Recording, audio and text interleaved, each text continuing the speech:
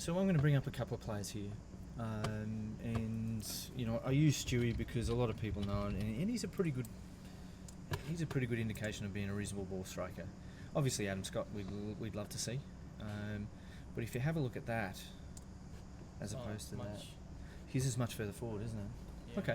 Okay. So we'll talk about that. I'll just play you through here just a little bit. We'll talk about his hand position, where the butt of the golf club's going to point, and those types of things.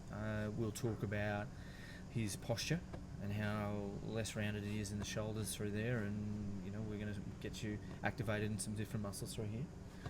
I'll put straight in my back up a bit. Yeah, that'd be ideal. Yeah. Yeah, we'll talk about that over time. But we'll also then talk about some pressure in your left foot. If you lose the pressure in your left foot on the way back, so as you start to work this back, we're going to lose some pressure off that left foot, and it's going to go up and back. So now we've got too much pressure on the outside of that foot. Okay? So even though, obviously without force plates, so what Stewie's standing on there is force plates, so it tells us what pressure is in their feet and that kind of stuff.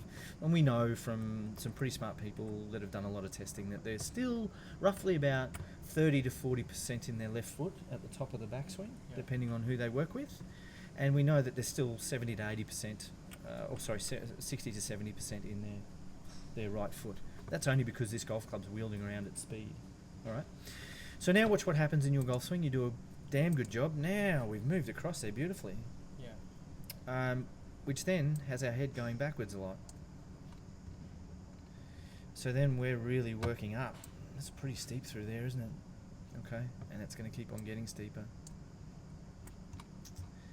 So that changes the quality of contact and those types of things. So that'll be okay with a short club, but by the time you get to a long golf club, so i.e. you'll drop kick it a lot, you know? Yeah. And you'll end up hooking it a lot because you hit the ground first and then the ball, and if it gets in the air, it'll go hard left. Or you'll just spew it straight right, one of the two. So we're going to try and give you a little bit better quality of contact. So we'll go back to Stewie, and we'll go back to taking you to the top of the backswing here. And I'll play Mr. Squiggle over here. And we'll play you back. Whoops.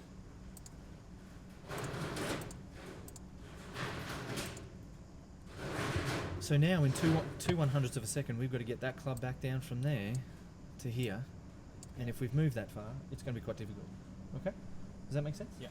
So whereas these guys, they tend not to move a lot. Now Stewie does move on this. A little, moves up.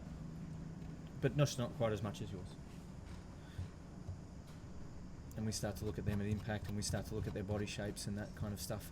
You'll notice that what his whole left side is doing here, you'll notice what your left side is doing over here. It's a little kinked in. You can see there's a lot of pressure on that right foot.